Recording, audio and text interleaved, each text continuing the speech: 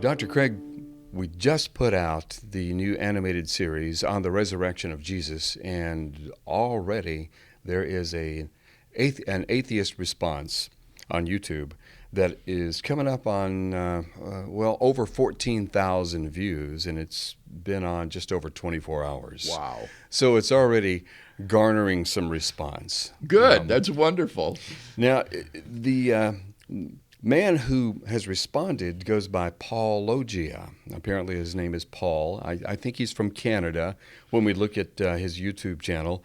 And he claims to be a former Christian who was even involved in youth ministry and went to Bible school, but who began to research the age of dinosaurs, how long ago they were on the earth, and that led to an unraveling of his faith. And he began to read. He began to read atheist material and look at some people that we're familiar with online, and then look at young Earth creationism sites. And the atheist material made them look silly. This caused him to join the ranks, apparently, of the atheists, and is now debating against Christianity. Mostly he deals with Ken Ham, Answers in Genesis, Kent Hovind, Eric Hovind, and Young Earth. That's his main interest. Yes. I thought it was remarkable that apparently as an adult Christian, he first became familiar with the fact that dinosaurs lived millions of years ago, and that this was news to him.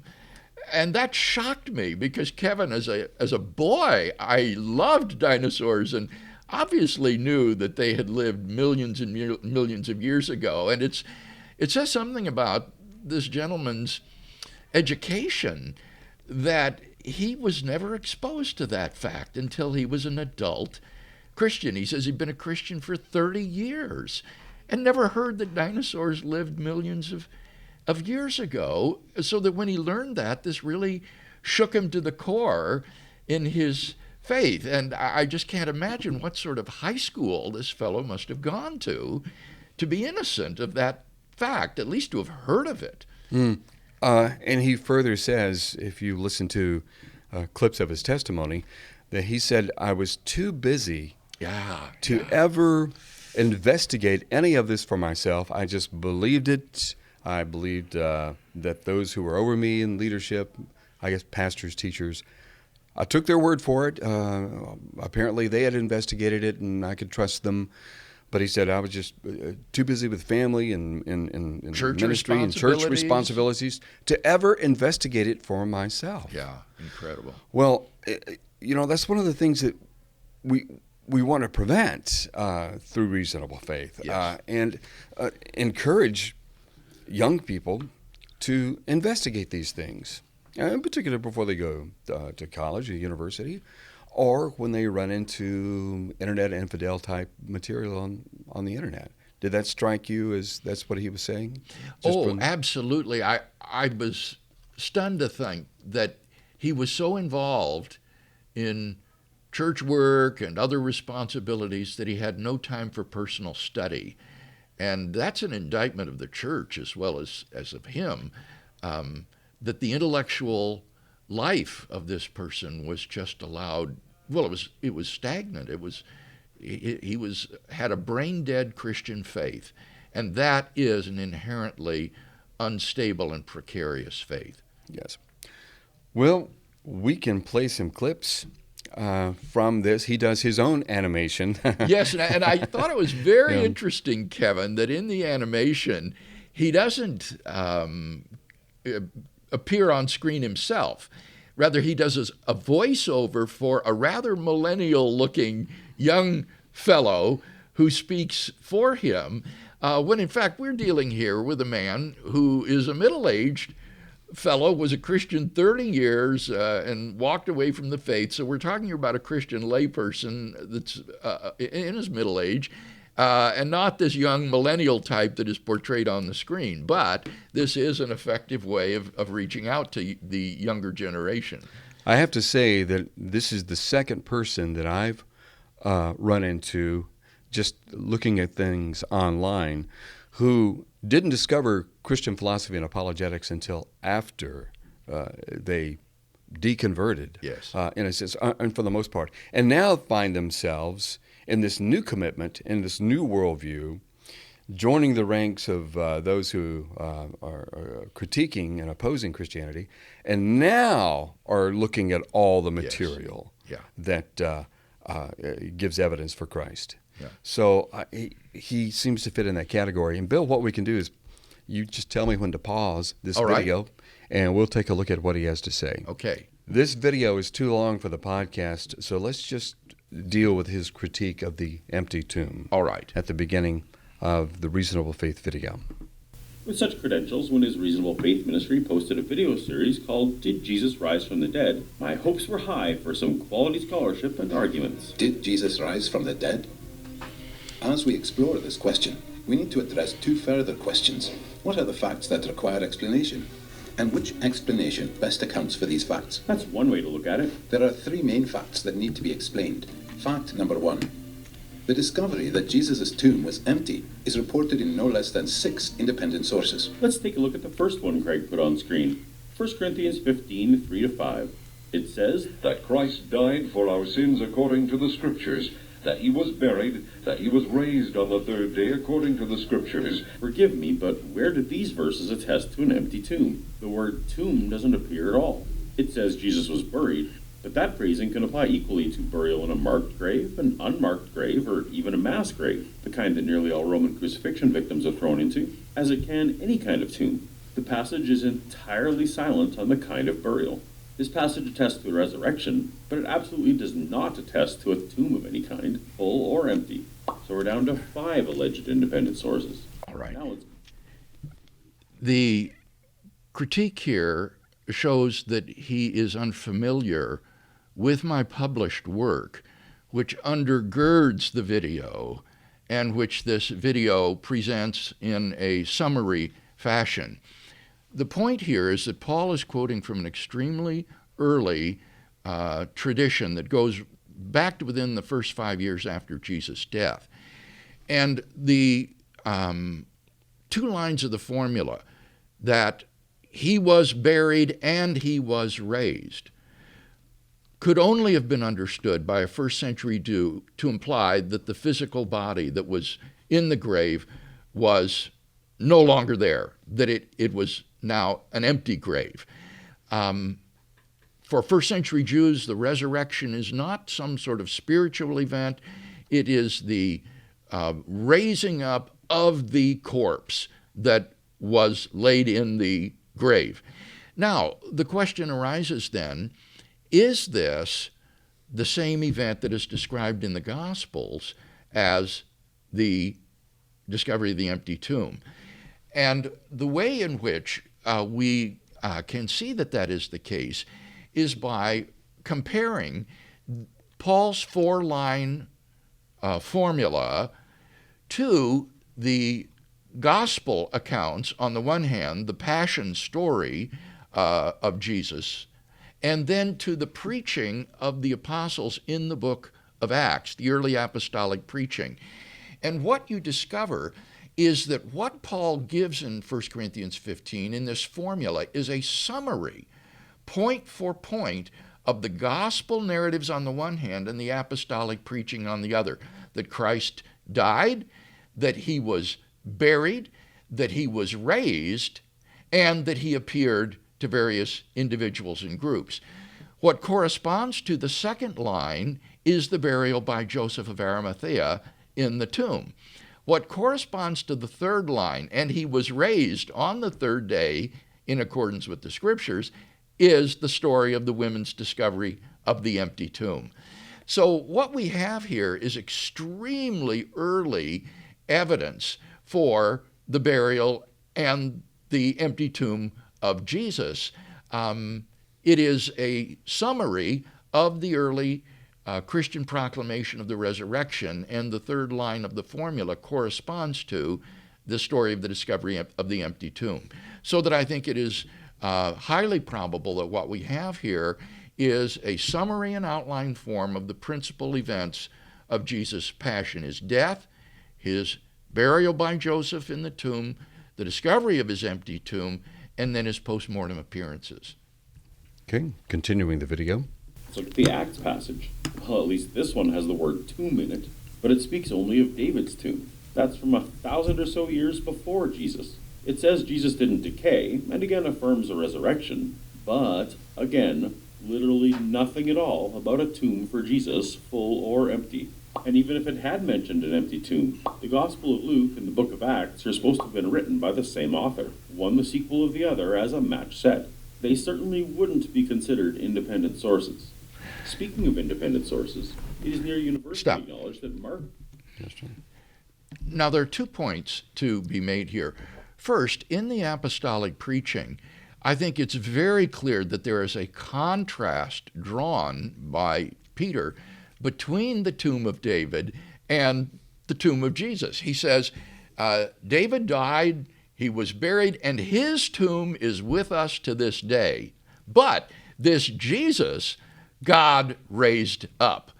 And I think that that is an indication, and I think that that is an indication of the empty tomb. In contrast to the tomb of David, which remains to this day, Jesus' body is not to be found. He was raised up. And as I say, any first century Jew would have understood that to mean that that tomb would have been empty.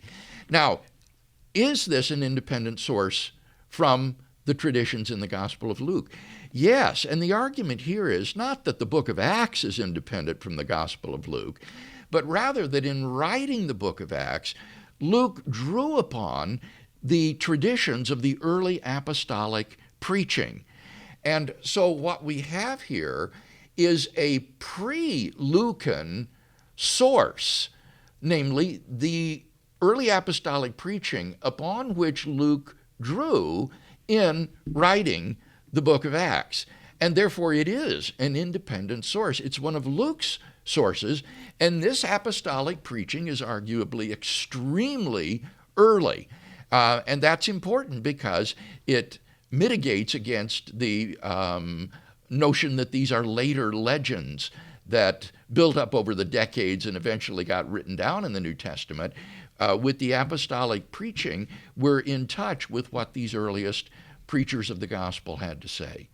And Bill, when it comes to the ancient world, this is the kind of things that historians look for as far as sources. Well, is that what not you say? only the ancient world, but I mean, this is the way historians operate, is that you try to see if you have independent sources of some event, because, as explained later, when you have 2 independent accounts that tell the same event, that increases the probability that this is actually historical rather than just independently made up.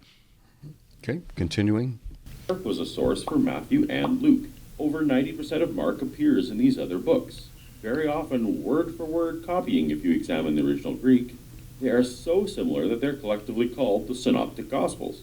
These can no more be considered independent sources than a Harry Potter book, Harry Potter movie, and Harry Potter video game could be considered independent sources for the existence of Hogwarts School of Magic. The movie and the video game are obviously adaptations of the original book, so are useless to corroborate it. Matthew, Mark, and Luke aren't independent sources by any reasonable definition. Now here we see again his misunderstanding of New Testament scholarship, as well as his unfamiliarity with the published material that the video summarizes. Matthew, Mark, and Luke are not independent of one another, but there are sources upon which these evangelists drew in writing their Gospels that are independent of one another. Just to give one example, in addition to Mark's Gospel, Luke and Matthew seem to share an independent source that scholars refer to as Q, and this seems to have been a sayings source of Jesus' teachings. It wasn't a record of historical events like the Gospels, but rather it was a record of Jesus' teachings or sayings, and this seems to have been employed by Matthew and Luke to supplement what they learned from Mark. Moreover, these authors had other independent sources. There is material in Luke which is unique to his gospel, which scholars designate the L material. There is material in Matthew, like his guard at the tomb story, which is unique to Matthew and therefore cannot have been derived from Mark, which is part of the M material. And then Mark himself draws upon a pre-Markan passion story for his account of the final week of Jesus' death. And this pre-Markan passion story is one of the earliest sources behind the New Testament, comparable to the tradition that Paul hands on in 1 Corinthians 15. So our critic here is simply unfamiliar with the way New Testament criticism operates. We do indeed have independent sources in L, M, and the pre-Markan passion story for the empty tomb of Jesus. And this is one of the most remarkable things about the empty tomb, is that it is so widely attested in these very early independent sources about the burial and empty tomb of Jesus. And Bill, all that about Harry Potter, that's a meme. That gets passed around a lot. Somebody put that on a website somewhere, and constantly in chat rooms and on sites on Facebook, that's thrown against the Christian faith, saying that the Bible's no more evidence for Jesus than the Harry Potter series and video games are evidence for the School of Hogwarts. You know, and that's question begging, because he's chosen deliberately an example which everybody knows to be fiction. So it's and a that's different begging genre. the question. Yeah, it's against the Gospels. Yeah. Are the Gospels fiction?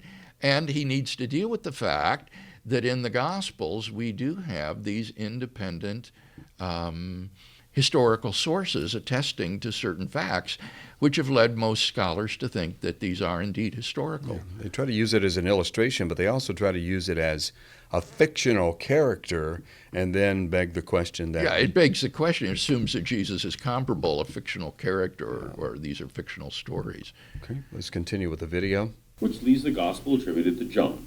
While some scholars make a compelling case that the author of John utilized a copy of Mark as a guide, for the sake of moving on, let's grant this one under protest and call Craig's 6 sources actually 2 sources. Let's stop there.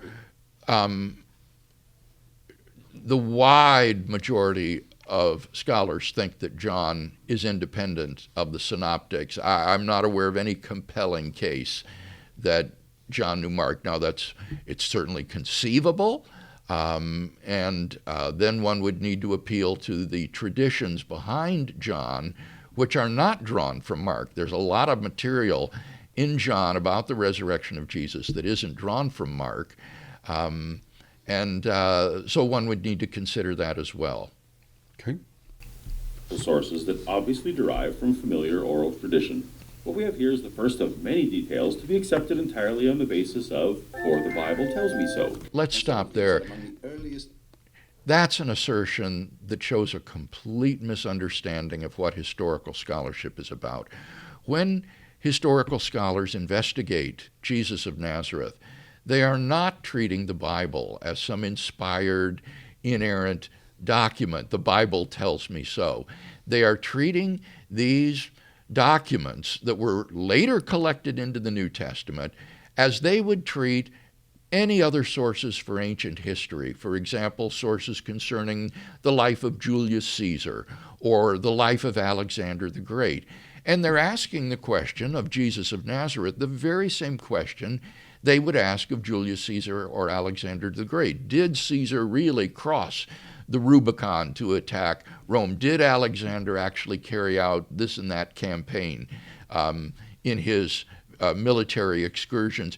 These are not examples of the Bible tells me so, and the fact that this gentleman apparently thinks that's the way New Testament scholarship operates is evidence, Kevin, of his complete lack of understanding of how New Testament historians approach their subject. Well, throughout this video, you're going to hear that little musical passage, for the Bible tells me so, for the Bible tells me so, for the, Very unfortunate. Let's continue with the video. materials to be found in the New Testament? If the earliest is most reliable, let's review the chart. This first one doesn't mention a tomb. The second one doesn't mention a tomb. The third one has a tomb, but doesn't have Jesus appear to anyone. These ones copied from Mark, but then added in some supposed appearances. By the time we get to this last one, it has all kinds of appearances and miracles and divine attributes, what scholars call a high Christology. This isn't early sources telling us about a resurrection. This is a pattern of legend that is growing over time. This is important. Let's stop there. The fact that we are dealing here with multiple independent and extremely early sources for the burial and empty tomb of Jesus shows that we are not dealing here with legend. And in this conclusion, the majority of New Testament historians have come to concur. Back in the 1930s and the 40s, in the heyday of positivism, many New Testament scholars did regard the empty tomb story as a late legendary development. And that view now has been decisively overthrown on the basis of things like the discovery that Paul is quoting a pre-Pauline formula that goes back to within the first 5 years of Jesus' death, the pre-Markan Passion story, which is an extremely early source.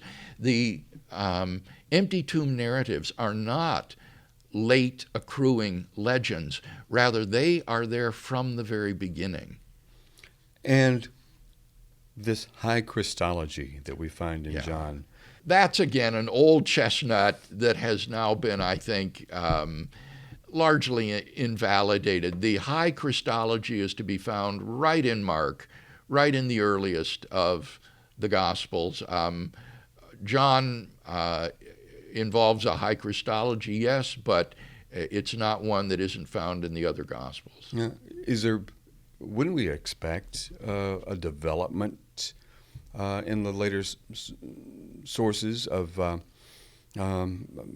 even inspiration? I mean, from a theological standpoint. I suppose, and certainly there's nothing wrong with later authors reflecting more deeply theologically on what they've come to believe. But fortunately, remember, Kevin, I'm not appealing to John with respect to Jesus' self-understanding or things of that sort. What we're looking at principally now is the fact of the empty tomb. Mm-hmm. And some people have noticed that John's account of the empty tomb is arguably the most primitive, the most simple and unembellished.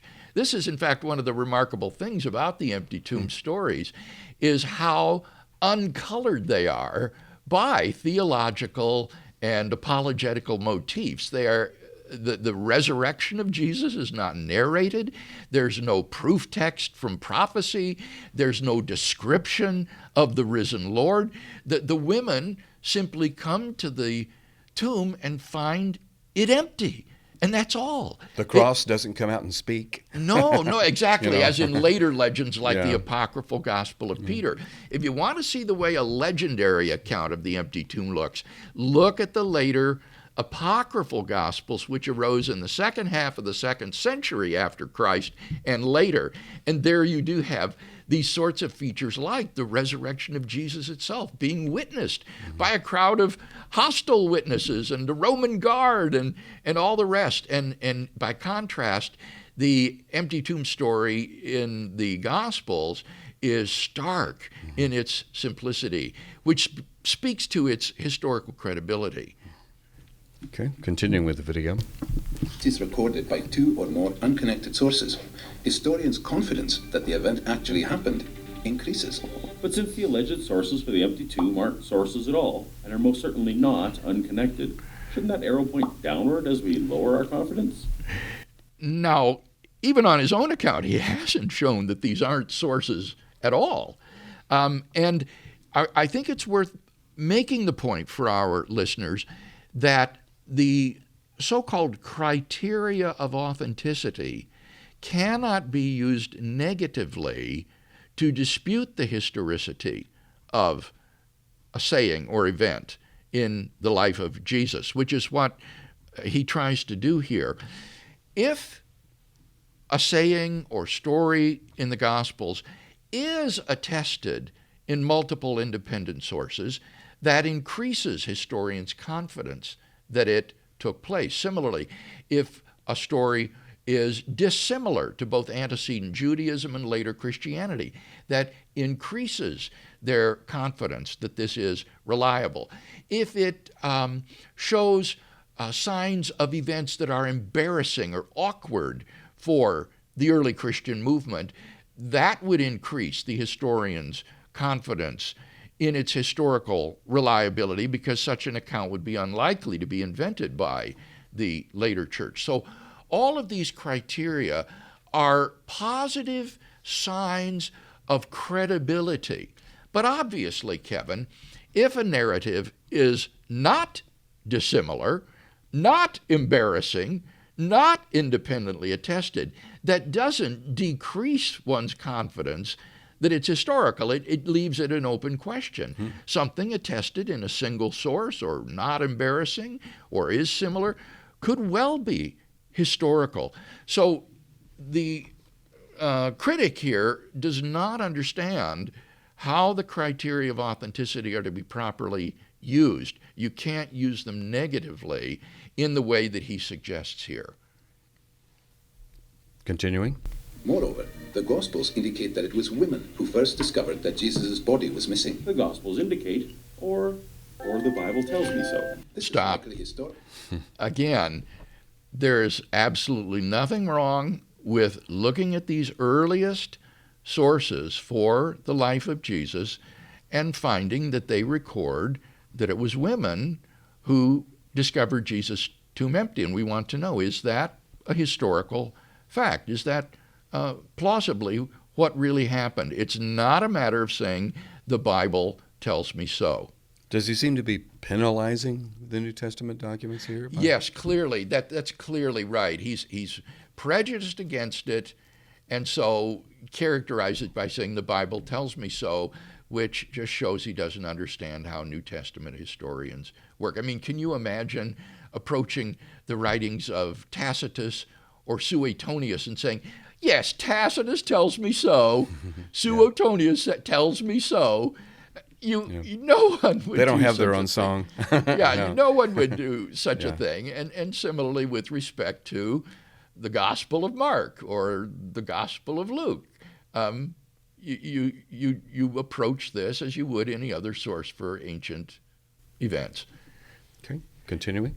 Historical, because in that culture, a woman's testimony was considered next to worthless. Well, in a court of law situation, women could not provide testimony. That doesn't mean that women were of no influence when it came to communal matters. We have no records to speak to this either way. But if we believe the early church history presented in the Bible, women were of great influence in the Christian community. A later legend or fabrication would have had men make this discovery. The gospel stories weren't crafted to convince a court of law. They were attempting to present a believable narrative that would be spread among common people. In the gospel stories, the women were the first to discover the tomb for the same narrative reason crime dramas have early morning joggers discover bodies in the park, or maid service discovering problems in hotel rooms. That's who we would expect to be first on scene. It was the responsibility of women, not men, to tend to the bodies, and according to the narrative, the disciples had fled. So for what reasonable purpose would random, upstanding, court-worthy men have been the first to go visit a sealed and guarded tomb? That would have made no sense. An immediate flag that the story was false. To have had men making the discovery would have made the story sound fabricated. Our confidence in the empty tomb is...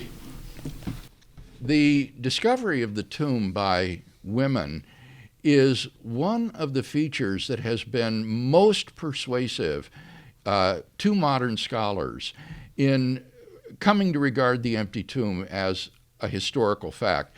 The critic here simply doesn't appreciate how countercultural this is.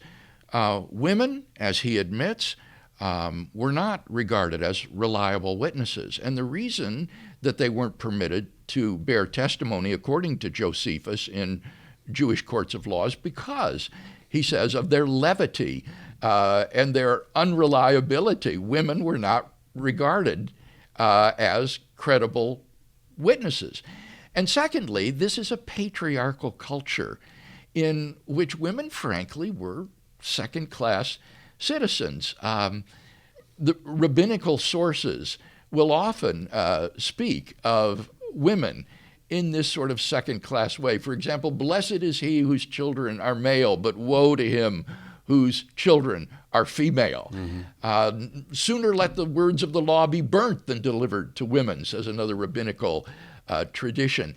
So in this light, it really is remarkable that it is women who are the discoverers of Jesus' empty tomb.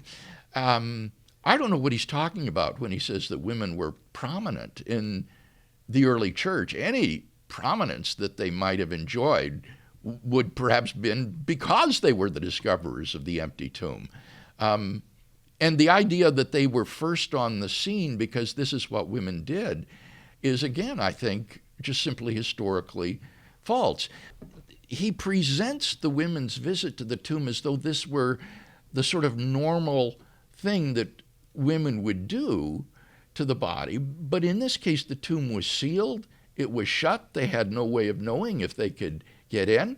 And certainly men could come to the tomb to remember their departed friend. And the point is that by having male witnesses to the empty tomb, this would have increased the credibility of the narrative. Any reason for thinking that women discovered the empty tomb would have been better served by having male witnesses to the empty tomb. And in fact, you do have in the Gospels Peter and John running to the tomb upon hearing the women's report to check it out and see if it really did happen. So I think he just fails to appreciate how really countercultural these narratives are in making female disciples discover the empty tomb of Jesus rather than having this done by men like Peter and John. Okay, continuing. Is further increased by the response of the Jewish authorities. When they heard the report that the tomb was found empty, they said that Jesus' followers had stolen his body. Not only is this alleged response by Jewish authorities completely and entirely "for the Bible tells me so," it's not even one of the details attested in multiple Gospels, like the kind Craig thinks we should have confidence in. This plan to blame the disciples for stealing the body is mentioned only in Matthew 28. In the chapter before, Matthew 27, we get the one and only report about Jerusalem zombies. Oh, let's stop before we get to the zombies. Again, the critic shows that he hasn't read what I've written on this and what is merely summarized in the video. Matthew is the only one who has the guard at the tomb story. But this is not a Matthean invention or creation. Matthew's narrative is filled with non-Matthean vocabulary, which indicates that he's passing on a prior tradition. This is especially evident in the final line of the account. This story has been spread among Jews to this day. That shows that Matthew was constrained to refute a widespread Jewish counter-explanation of the empty tomb. What the Jewish authorities were saying in response to the disciples' proclamation that he has risen from the dead is that the disciples came and stole his body away while the guard slept, a palpably absurd story. So what we're dealing here again is with a pre-Matthean tradition or source that I have argued is very early and goes back prior to the destruction of Jerusalem to the first days of disputes between Jewish Christians and Jewish non-Christians. Okay. I knew that he was going to start showing clips of zombie movies when we got to this end. Sure enough, here it comes. Many holy people who had died were raised to life. They came out of the tombs after Jesus' resurrection and went into the holy city and appeared to many people. Perhaps one can make excuses why Jesus' resurrection isn't covered by any historians at the time. But does it make any sense at all that many people came out of their tombs, started wandering around a major city, and appeared in public to many people, and the historical documents of the day say nothing about such an event? Does William Lane Craig think that this event took place? This would be part of the typical sort of apocalyptic symbolism to show the earth-shattering nature of the resurrection, and it needn't be taken historically literally. He does not. And yet we're supposed to take the conspiracy story with the guards at face value in the very next chapter. And how is the gospel writer supposed to have even been on hand to hear these exact quotations from those perpetrating the cover-up? This isn't a fact to be explained. It's a "or the Bible tells me so" story element. Now that is a misrepresentation, or perhaps misunderstanding. The argument here is not for the historicity of the guard at the tomb. Rather, the argument is that there was a anti-Christian polemic by the Jewish authorities which alleged that the disciples came and stole the body away at night while the guards slept. And Matthew is exercised to try to refute this widespread Jewish counter-explanation of the resurrection. It doesn't matter if the guard is fictional or not. The point is that this was the story that was being told at the time that Matthew wrote, in which he wants to refute. And what this story implies is that the body was missing. The Jewish polemic did not say that the body is there in the tomb and remains to be seen, or that these men are madmen, they're full of new wine, as it says in the book of Acts. No, instead, what the Jewish authorities were saying was the disciples came and stole away his body, so that the earliest attempts to counter the preaching of the resurrection itself or themselves presupposed that the body was missing.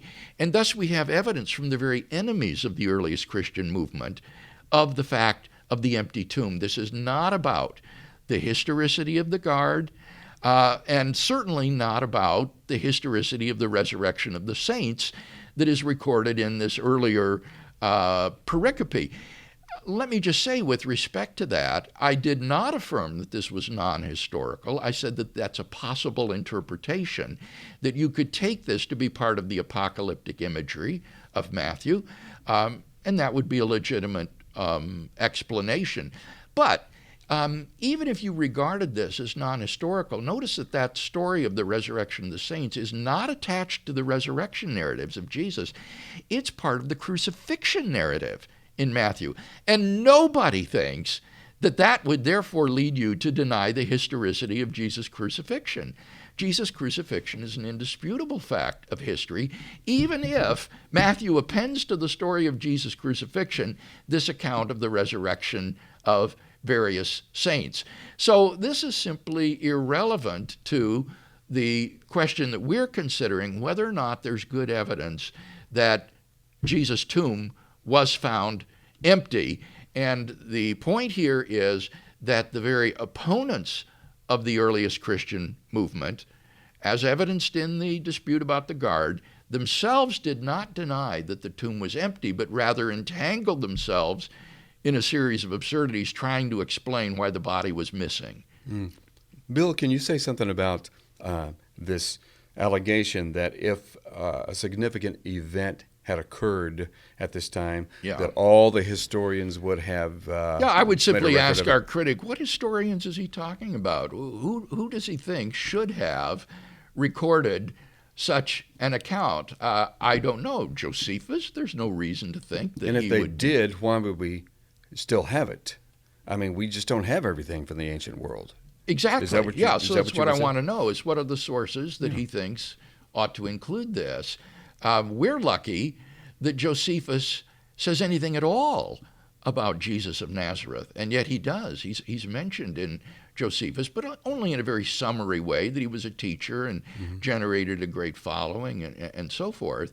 But obviously, we know that in Jerusalem in the first century there was this Christian movement that believed in his resurrection from the dead and was following him, and yet details of this are not given by Josephus. There's no reason to think that if, following Jesus' resurrection, various people in the city claim to have visions or appearances of Old Testament saints, that this would be somehow recorded somewhere. In fact, I don't find it all implausible that there would have been say, a chain reaction of such sightings following the resurrection of Jesus. I don't think we can be confident that these sort of appearances didn't occur in Jerusalem at that time. They're not like the cartoon here of dead zombies, roaming about the streets of Jerusalem. I hope our listeners are more sophisticated than that. We would be talking here about appearances of glorified persons to various individuals. Here's toward the end of his segment on the empty tomb. Bill? Most scholars, by far, hold firmly to the reliability of the biblical statements about the empty tomb. That certainly sounds compelling, but I have this habit of wanting to check the context of a quote before I make an assumption about what it means. But I had a bit of trouble finding this one, because the video inexplicably decided to change it. It was in William Lane Craig's own book, Reasonable Faith, Christian Truth and Apologetics, that I found Kremer's comment. By far, most exegetes hold firmly to the reliability of the biblical statements about the empty tomb. Why did the video deliberately change exegete to scholar? What is an exegete? It's someone whose job it is to interpret Scripture. Would it come as any surprise that a Scripture interpreter affirms the statement in Scripture? These are people who start off accepting the text as divine, and from there are trying to discover theological nuance within it. Should we be asking what historians think about this alleged historical fact? Like many, Okay, stop. Before the question, what do alleged historians say? Okay. Well, this is just embarrassing for the critic, Kevin. It shows that he doesn't understand what biblical exegesis is. Biblical exegesis is not starting off believing that it's true and then trying to explain what the Bible says. Rather, biblical exegetes are precisely these historical scholars who investigate the New Testament and try to figure out its meaning and what it says. And the quotation from Kramer, if he looks at the footnote in Reasonable Faith, is in German. Kramer's book is in German, and it was I who translated the word in the German exegeten as either exegetes or, since most lay people don't know what that is, scholars.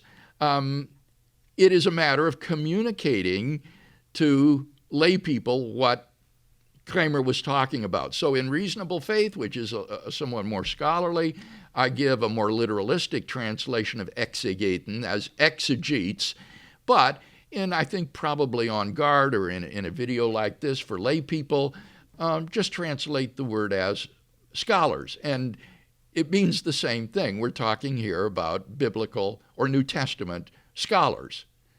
Okay.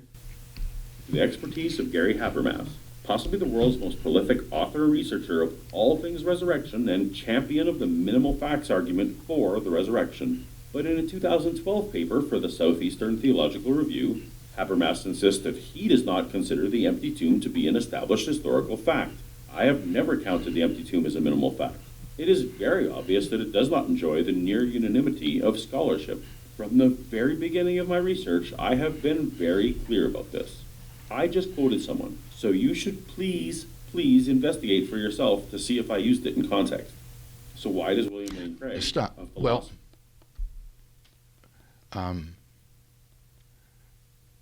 go ahead. Go against the leading scholarships who are on his side. The empty tomb is not a fact. It's in the category of the Bible tells me so. Fact number 2. I don't take what Habermas calls a minimal facts approach to the historical Jesus. For Habermas, for something to be what he calls a minimal fact, that's a technical term for Habermas. Virtually everybody has to agree that it is historical. But what Habermas's own surveys show, as I point out, is that around 75% of the scholars that he surveys in the literature who have written on this topic agree with the historicity of the empty tomb. And that is exactly what Kramer says. By far, most exegetes hold firmly to the reliability of the biblical statements about the empty tomb.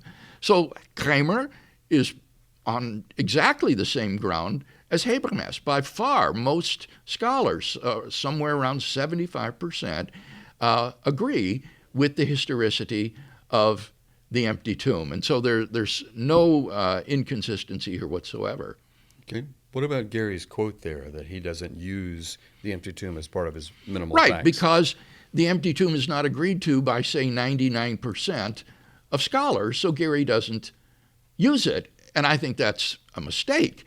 I don't see any reason to deny well-attested historical facts about Jesus when we're trying to figure out what happened to Jesus after the crucifixion. And here is a fact which has won the firm commitment of 75% or more of scholars, and for which there is very good evidence, which I lay out. This isn't an appeal to authority. It's simply to say that contrary to apologetics here, that the wide majority of New Testament historians have found the evidence that I summarize here to be convincing. We can say this in summation, that this animated video that Reasonable Faith has produced has certainly already begun to garner response and people viewing it and checking it out on YouTube. Yes, and for that I'm very grateful.